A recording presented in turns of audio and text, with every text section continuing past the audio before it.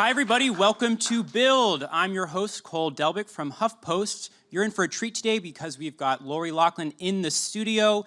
Yes, Aunt Becky is in the building. She's made her mark on the Hallmark Channel, starring in the frontier drama When Calls the Heart, which returns for a 5th season on Sunday, not to mention her run on Garage Sale Mysteries. And of course, she's back on Fuller House, which is returning for yet another season on Netflix. If you're tuning in at home, make sure to submit questions online, because I know this audience is gonna have some good ones. And we have a trailer from the new season of When Calls the Heart. Let's take a look. I'm looking for Mr. Archie Reed. Thank you. Mr. Reed. Yeah? I'm Abigail Stanton. Oh, my character witness. Thank you for coming. Call me Archie. Your office told me I could find you here. Archie. Well, they know me very well. Have a seat. Thank you. So how is the trial going? Well, Oh, that good, huh? well, I got the attempted murder and bribery charges dropped.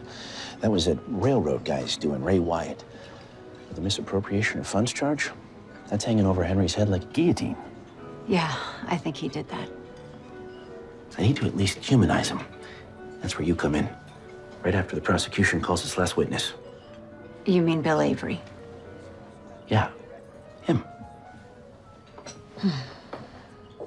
Lori, Thank you. thanks so much for joining us. Thank you, thank you. And I don't know if any of you watched Garage Sale Mystery, but that was Kevin O'Grady who plays the detective in Garage Sale Mystery, and he did a special guest star on Hallmark Network. on When Calls the Heart. So that was really nice to have him be a part of it. I love that. Well, we're such a fan of all of your work in Hallmark. Thank you. And, you know, fans of the show call themselves the Hardys. Yes. What do fans of yours call themselves? Loughlinites? What is their The name? They're out Loughlinites. here today. That would be good. Yeah, it was incredible though when Calls the Heart started in season 1. We got active in interacting with the fans on Twitter, and then the next thing we knew, they'd created this hashtag Hardys, and so it's really taken off. They've become quite a powerful voice, especially through social media, and they've been really instrumental in spreading the word about the show. And here we are, season 5 years later. So they're doing a good job, those Hardys. They are, they are. You know, When Calls the Heart is sort of this little show that could. It started out as a TV movie, and you were originally on set for only a day when the series began. Well, what happened was they were doing a TV movie, and I got a phone call from a friend of mine who's a producer, and he said, I want you to come and work one day on this TV movie. It could possibly get picked up for a series. And they were shooting the one day in Los Angeles, and I said, okay, and I showed up for one day, and I worked, I think I even worked half a day and did a couple scenes, and that was it. And then a month later, I got a phone call, and they said, nope, the movie got picked up. It was basically a backdoor pilot. Got picked up for series. I'd really like for you to do it. And I said, well, where are you shooting? Vancouver. And I said, I can't pick up and move to Vancouver. I have a husband and children. And he said, well, I'll make you a deal. I will block shoot all of your work. So I'll bring you up for a week, and you'll shoot 2 episodes in 1 week, and then I'll send you home for a week or 2.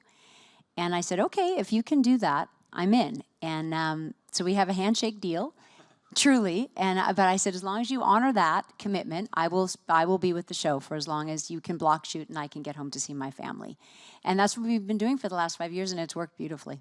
Yes, thank God you made that deal. I mean, yeah, it was fun. I mean, I feel actually very blessed and fortunate to be a part of the show. It's a great group of people. We shoot in a beautiful location up in Vancouver. We work in a Western town. It's practical. So when you're watching the show and you see Abigail's Cafe, and then you see me walk through the door, and then I actually walk into Abigail's Cafe. We don't go to a soundstage. It's an actual Western town. And it's so fun to work there. And then my co-stars, Daniel Lissing and Aaron Krako and Pascal Hutton and Kevin Smith and Jack Wagner are just amazing. I love everyone I work with.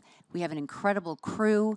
I just feel very fortunate to be a part of this show, and I like that it means so much to people and that it's resonated with people in the way that it has. And it just keeps growing. But you're right. It's like, it's the little show that could. It's a little grassroots movement. It's been an incredible journey, though. You know, something I really appreciate about the show is that even though it's set in this sort of 19th century coal mining town, it features women who are independent, own their own businesses, and Yeah. really demand to be seen as equals. Was that something that drew you into the show? That was the message of the show. It was about community. It was about a group of women coming together. When we first met them, it was a coal mining town. They all, a good portion of the women in the town had lost their husbands in a terrible coal mining accident. And it was about these women coming together as a community and prevailing and surviving and being there for each other. And then as time went on in the series, it became a town of, it's now become a town of primarily lumber, because times change, and so it's become lumber, and we have a railroad now coming through. So I'm sure we'll have a lot more activity moving forward and for future seasons with the idea of the railroad coming in.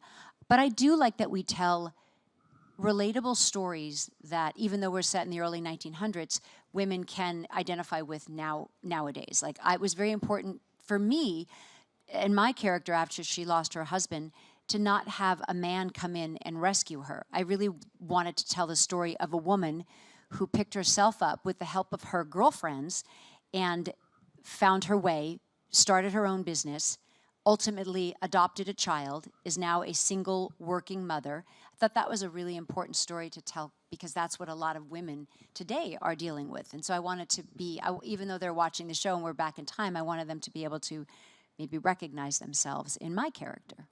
Well, that's sort of the challenge of a period drama, right? To make it feel relevant and current today, and I think it really pulls it off. I think we walked the line very nicely, actually. Yeah. So tell us a little bit about Abigail's journey this season. I know in the premiere she's sort of on her way to the courthouse to defend the not-so-popular mayor. Yes, well, I am still playing the mayor of the town, which I love because I get to get in and mix it up with the boys in the town, and I like a woman being in that power position. I also have a continued storyline with a character, Henry Gowan, played by Martin Cummins. And what I really like about his character and my character is there's some attraction, there's something there, but you don't quite know what it is. And I like that dance, and I think that's exciting for viewers to watch. I said, every time I was talking to the writer, and I'm like, every time they're on screen together, I want the audience, as they're watching, to say, oh my gosh, is she gonna slap him?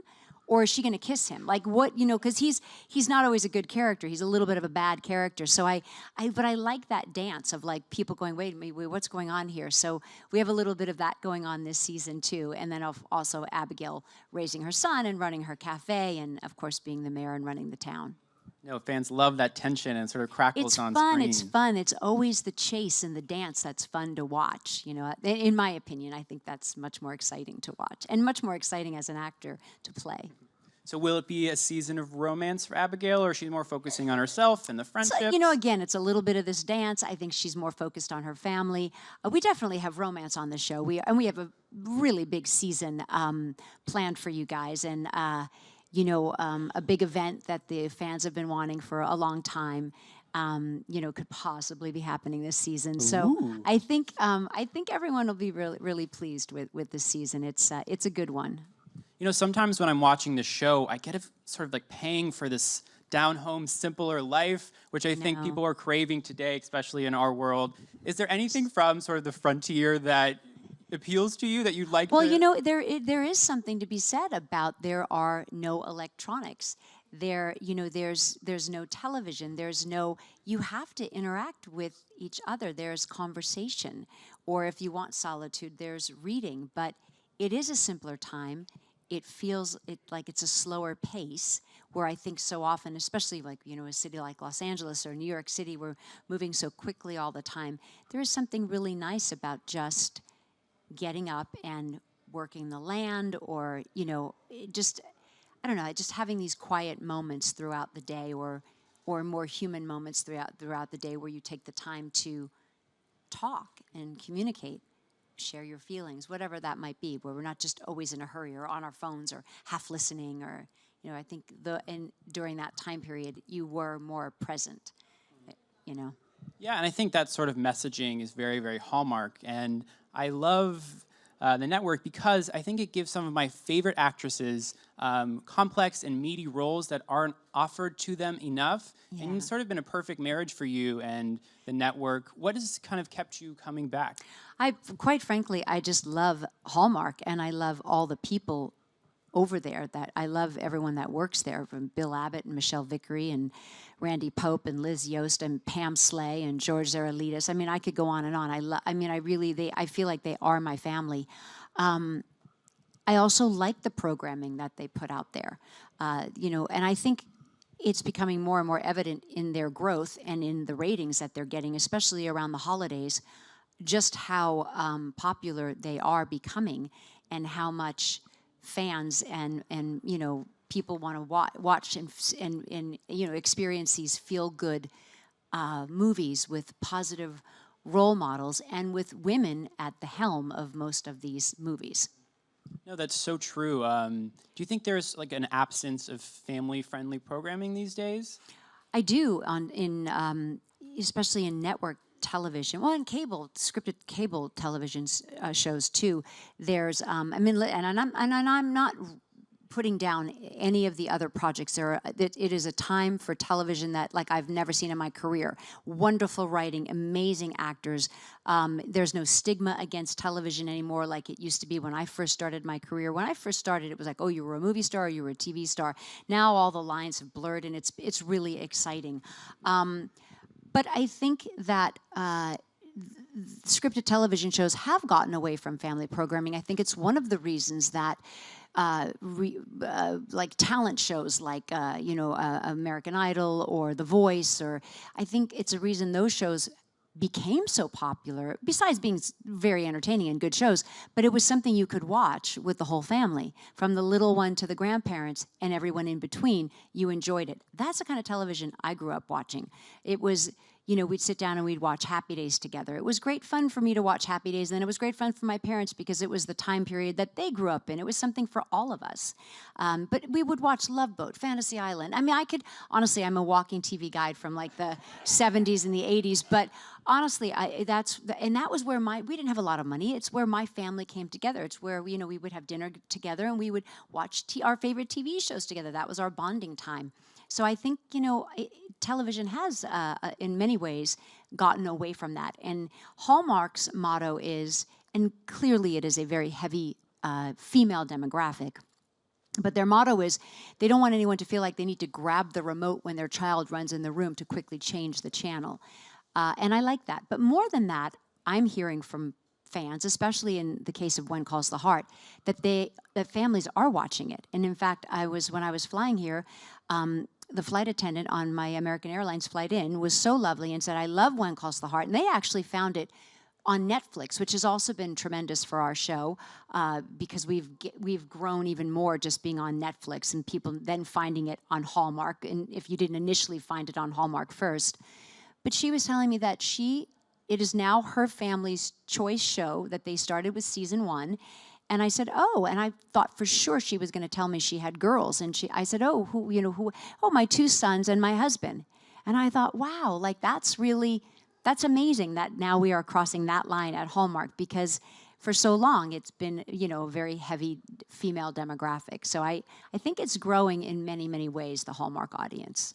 You've contributed so much to this family-friendly genre, and speaking of growing up watching TV shows, I grew up watching Full House with my family, and those are such a special...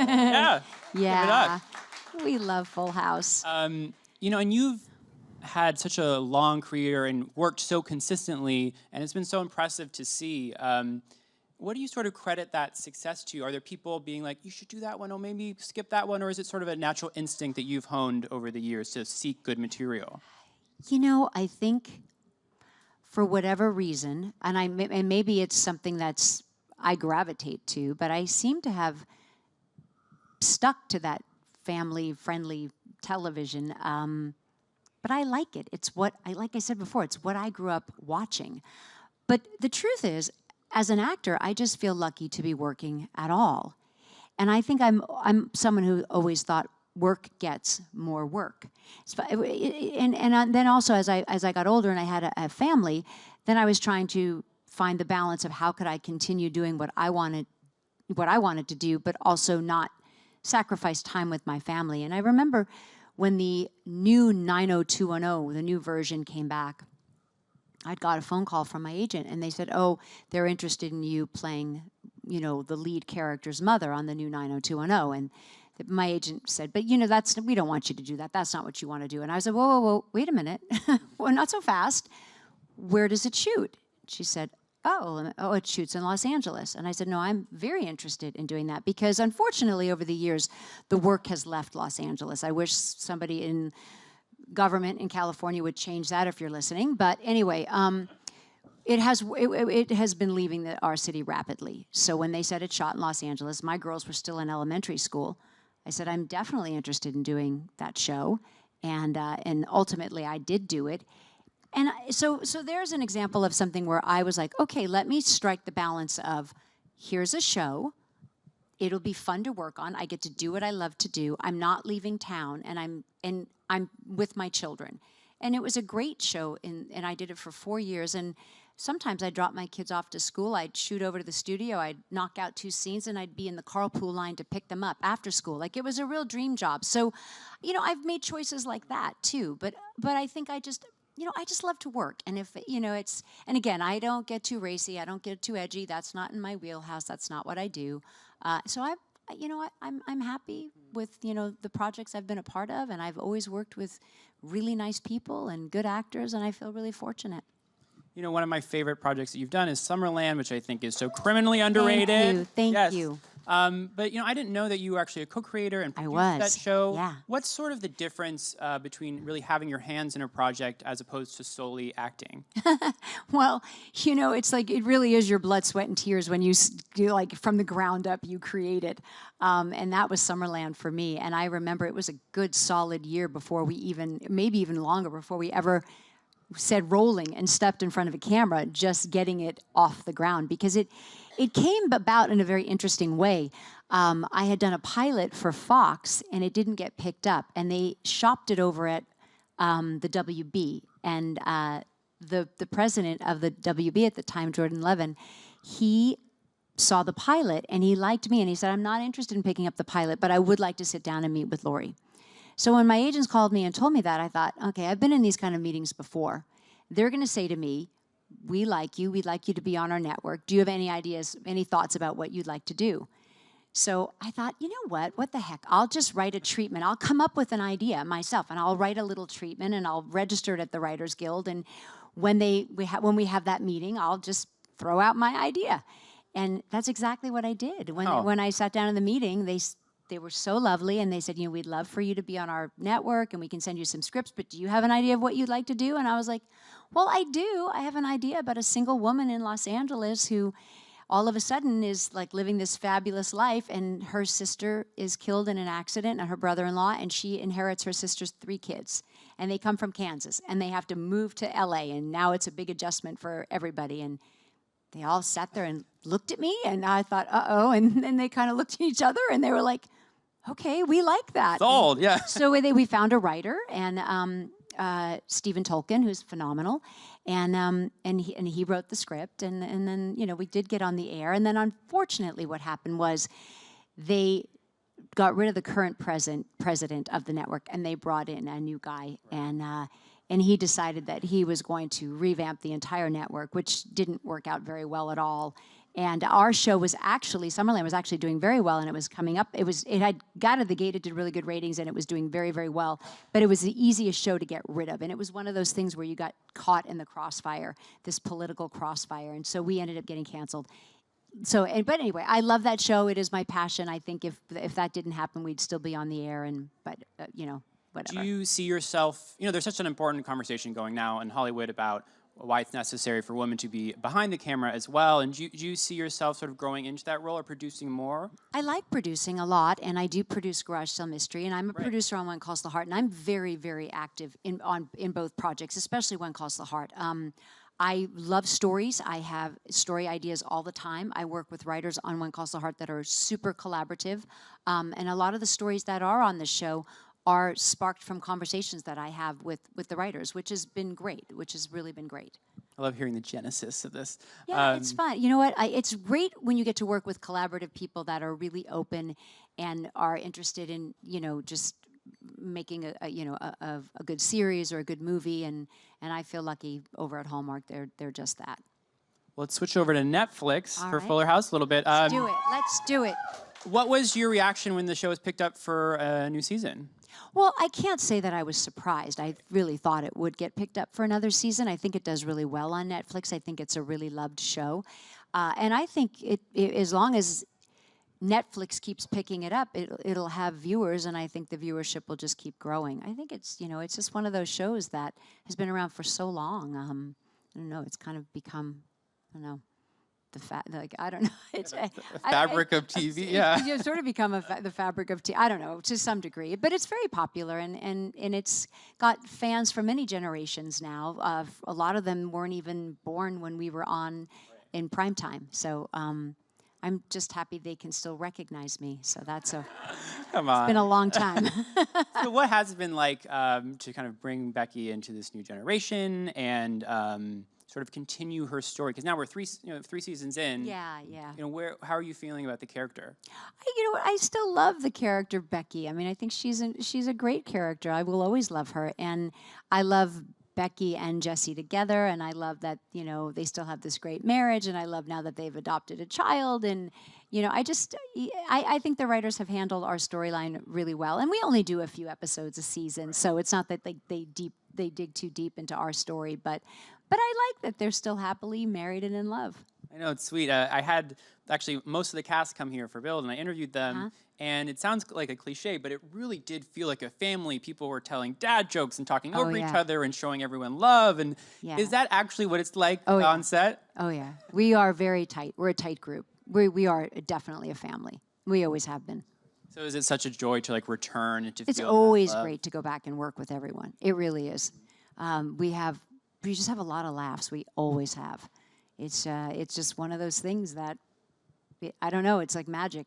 I don't know what was in the water over on our soundstage, but no, it's just we just really bonded, and we've continued to have that bond and that love for each other, and we are really a family. Before we go to audience Q&A, any sort of hopes, wishes, teasers for Becky in the new season? Where do you want her to go? You know what? I don't know. I don't even know that the writers know. They just got the pickup.